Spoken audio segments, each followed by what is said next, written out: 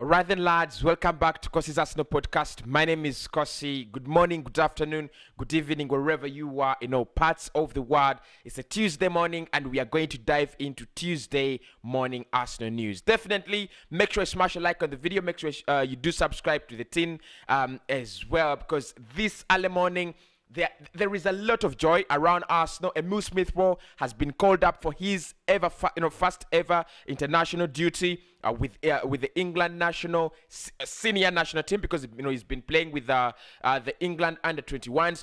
Gabriel Magalhaes as well has been called up for Brazil for the senior national team for their qualifiers of the World Cup that will take place in Qatar. And obviously, we have a lot of talk around Alexander Lacazette, who has decided finally that he will be leaving Football Club Arsenal, and his destinations are now two clubs.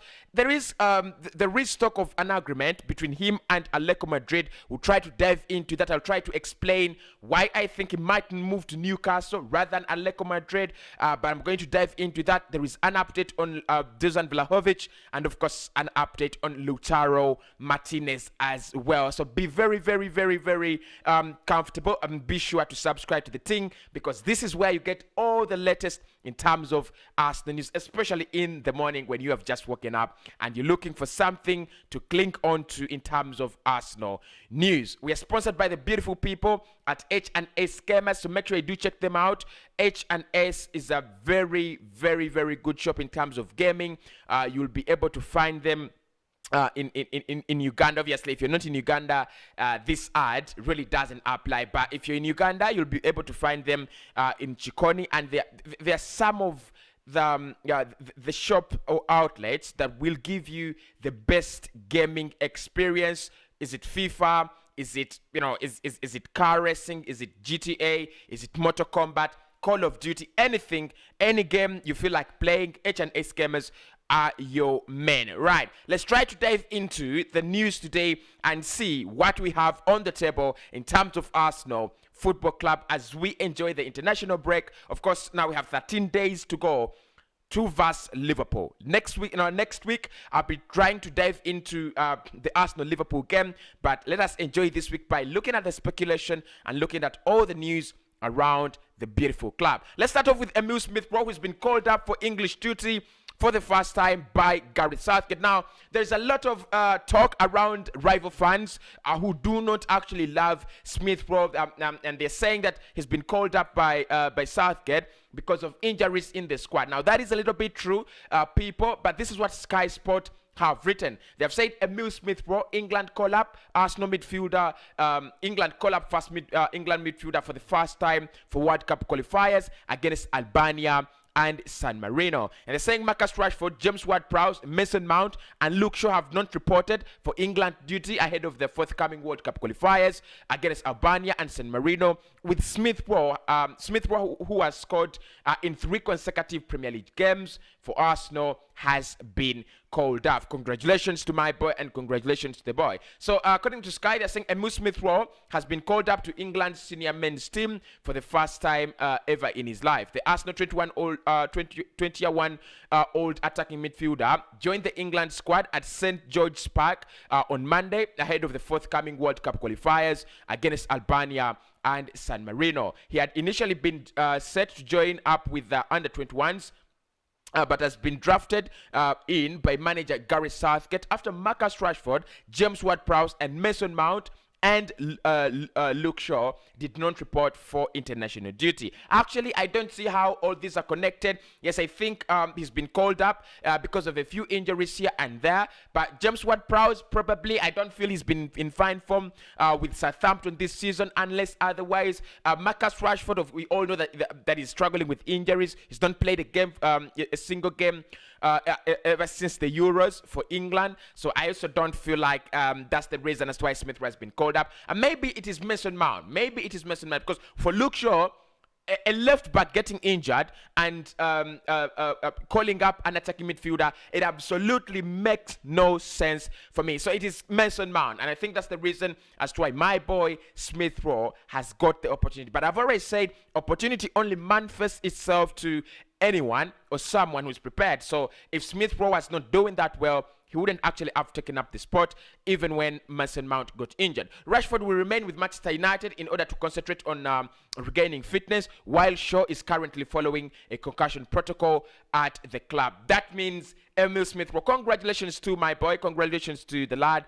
He's been called up for English national duty for the first time. What is your reaction, guys? What do you think about that? Do you think Arsenal is making progress? Because for me, I think he's one of the players that have been really performing well at the club, scoring 3 goals this season already in the last 3 games against Leicester City, Watford, and Aston Villa. And I still think, despite the fact that he's been scoring, he's also been very concentrated on looking for chances and creating chances for the team, for the likes of Aubameyang, for the likes of Alexander Lacazette and Saka, despite the fact that Saka and Lacazette's Saka and Aubameyang's finishing has been a little bit poor this season, but he's done his job very well, and he deserves the call-up. I want to say, if anyone thinks that he doesn't deserve the call-up, if anyone thinks that he's been called up because of the injuries around the club, that is true, and it's opportunity. It's called opportunity.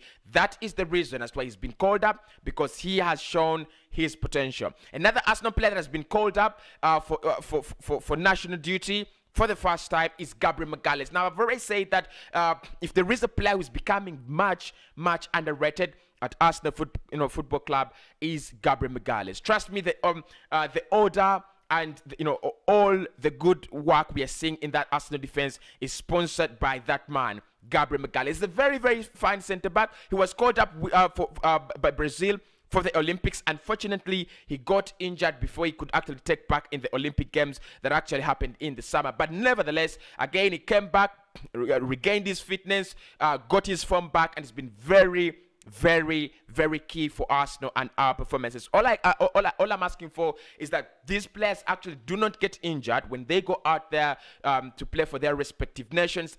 All I'm asking for is that they don't get injured, they come back fit, and they come back well. So Gabriel has also been called up, and it's something that I've always talked about on a daily basis. I want my players to be called up for England for national duty, and the reason is, if you have 7 players or 8 players or 9 players called up for national duty in your squad, it shows you how well you are doing, and it shows you the quality you have. Around 1 or 2 years ago, this Arsenal side, you had only 1 or 2 players representing their countries. The rest, the likes of and most of them, it was by default. The likes of Mohamed El Neni, obviously Egypt cannot do without him. The likes of Nicola Pepe, he has to be called whether he's doing well or not. But now you have around 6 Arsenal players, 7 Arsenal players that are called up for English national duty because they're good. And you have players that have been left out, of their national teams, and they should be called. The likes of Ben White and a couple of others. Now you almost have all our backline is going to be representing their countries. The goalkeeper is going to be representing his country. And in the midfield, Thomas Partey, Abasambi Lokonga, Emil Smith-Rowe, Saka, all those players are going to be representing their respective countries. Aubameyang, Pepe. Lacazette is not going to be representing his country, unfortunately, but I think probably he deserves a chance because he's been actually doing very well. But France, it is so competitive out there, and we do understand if Lacazette actually doesn't get a chance to be called up. Now, diving into the transfers and the latest around Arsenal transfer exchange, what is happening with what we want to bring in and who we want to bring in. First of all, let us start with Dusan Vlahovic. Antonio Conte has actually said that he is going to die. He's going to fight tooth and nail to see that Dusan Vlahovic actually joins Tottenham Hotspur. Now, we know those guys do have a world-class striker in Harry Kane. We know that Spurs have the best striker in the league. Not at the moment, though, because I think at the moment you might put Ronaldo ahead of him. You might put Mikel Antonio ahead of him. You might put Jamie Vardy ahead of him. You might put a couple of other strikers ahead of him. But trust me, the moment Harry Kane gets his goal-scoring boots, you're never going to like it. We are never going to like it. And it's one of those players that I really love a lot. Not as an English fan, because I'm not, I really do not support England, the national team. I don't do that. But he's one of those players that just got my attention, that just got my love, that just got my support, as a fan, as a football fan. putting in mind that he plays for Spurs. Now, Antonio Conte is saying that if he wants to leave, because Spurs know that at the moment they might need to part ways with Harry Kane. They might need to let him go. They might need to move on. So Antonio Conte is saying that the bargain in January, the bargain of the summer, the bargain of this transfer window, who is Dusan Vlahovic, only 60 to 80 million pounds. Of course, Arsenal being being reported to have agreed around 75 million pounds. But Antonio Conte is saying that is the player he wants. Remember, Arsenal do have an initial agreement with Fiorentina to sign the player, but they do not have an agreement with the player. And reports coming out from Italy are saying that the player is well set to join any club that is interested, as long as they can actually convince him of their project and also convince him that they are the right destination for him. Now, Antonio Conte,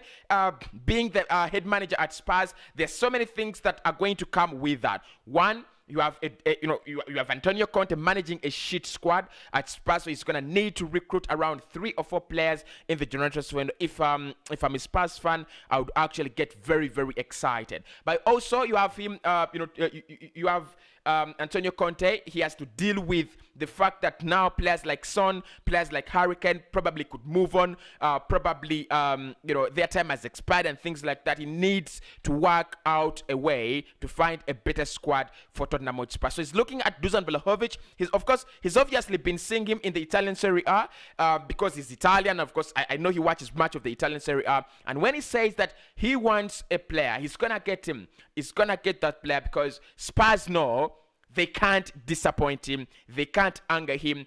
He is their last sort of redemption. If Antonio Conte leaves Spurs, they're going to be damned and damned and damned. So Vlahovic, there's a big fight now between Arsenal and Fiorentina. Who wins the rest? I think we should win the rest. I think we deserve to win the rest. But they have a manager. Look, every player that has played in the Italian Serie A will tell you that Antonio Conte is a manager that I want to play under. And you do understand because he's done a lot of marvelous things down there with Juventus. So if he decides to go to Juventus, I will understand. But Edu and the recruitment board should do whatever it takes to bring in Dusan Vlahovic, probably in January, probably in the summer. We'll see how that one rolls, but it is very, very scary. Now, talking about things that are really scary is Atletico Madrid, Newcastle, and Arsenal fighting for Alexander Lacazette. And the players already decided, according to reports coming in from Spain, the players already decided that he's going to be tied down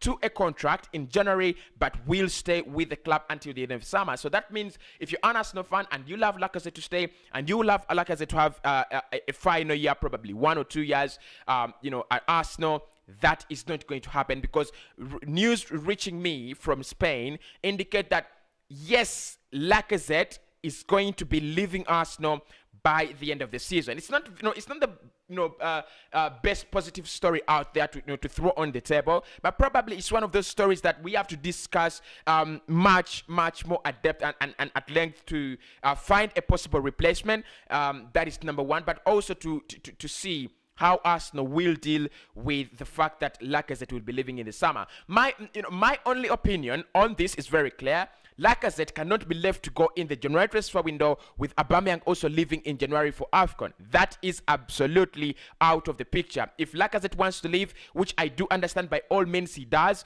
he should leave in the summer. He can be tied down to a contract by Atletico Madrid. He can be tied down to a contract by Newcastle and leave in the summer. Now, my problem with him going to Newcastle is that he's still that kind of fierce striker. He's still that kind of dangerous striker, deadly striker. If he goes to Newcastle, he could bang in 10 goals, he could bang in 11 goals for them. And I really do not want one of my would-be best strikers at the moment to join my would-be future rivals, Newcastle. They're going to have the same project as we do. They're going to invest like we are doing. They're going to do everything possible to win the Premier League. And Josh Kroenke and the Kroenkes now committing to the fact that they want to win the Premier League and win the Champions League. you want to fight the competition as better as you can. So in my opinion, like reports are coming in from Spain indicating that he has agreed to join Atletico Madrid. He, is agreed on a verbal initial agreement. He has had a verbal initial agreement with Atletico Madrid to join them. Maybe that's something that will actually make a lot more sense. Maybe that is something that will actually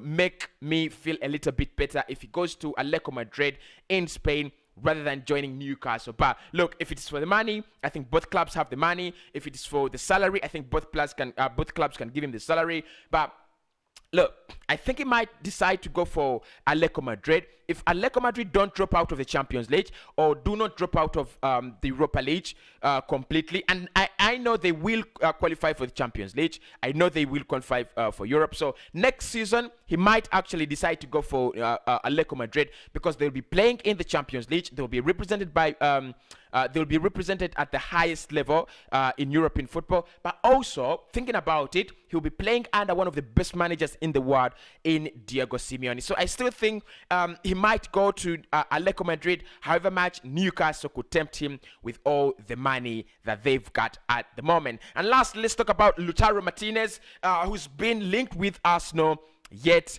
once again. Now, Arsenal, knowing very much that Dusan Vlahovic is going to be a competitive player, a competitive transfer target, they are also looking at other strikers around the world. We've talked about the likes of Oli Watkins. We've talked about the likes of Ivan Toney. We've talked about the likes of DCL at Everton. And now Lautaro Martinez is resurfacing back in the books as one of those players that Arsenal could sign in this January transfer window. Now, that is something that I totally disagree with, because has he signed a new contract at Inter Milan? I'm sure he has signed a new long-term contract at Inter Milan. Inter Milan do not want to let go of their best players at the moment. They have sold Romelu Lukaku. They have sold Hakimi. At the moment, they're looking at strengthening their squad. They're up there trying to fight for the title with Napoli and AC Milan. It is it's still a very, very, very tight call, and it's still very, very early. Look, I don't think Arsenal will get Lautaro Martinez in January. I don't think Arsenal will get a decent striker in January, apart from Vlahovic, whose contract runs down in the summer. But for players whose contracts are long enough, for players whose contracts are actually more than a year, clubs would prefer to sell them in the summer. Clubs would prefer to do business, for those players in the summer rather than in the January transfer window. The winter is very, very complicated. Many games are coming in, especially in the Premier League. In the Champions League, and of course for Inter, it's going to be the Italian Serie A. Many games are going to be kicking in, and you have that turnaround. You have the corner where clubs are actually, playing the second rounds of their respective leagues. So it's still very difficult. It's still very, very, very hard to convince players like Lautaro Martinez to join in January, but also to convince clubs like Inter Milan, who clearly do have very, very big obligations to sell in the January transfer window. But look, he's a player I would want. He's a player I would love. He's very talented. He's a genius. I look at him as a Kun Aguero. I look at him as one of those strikers that can actually do the thing at Arsenal. And probably I look at him as a duo replacement for is it called a duo replacement for Aubameyang, who is getting older and is no longer banging in the goals, and I don't feel the hunger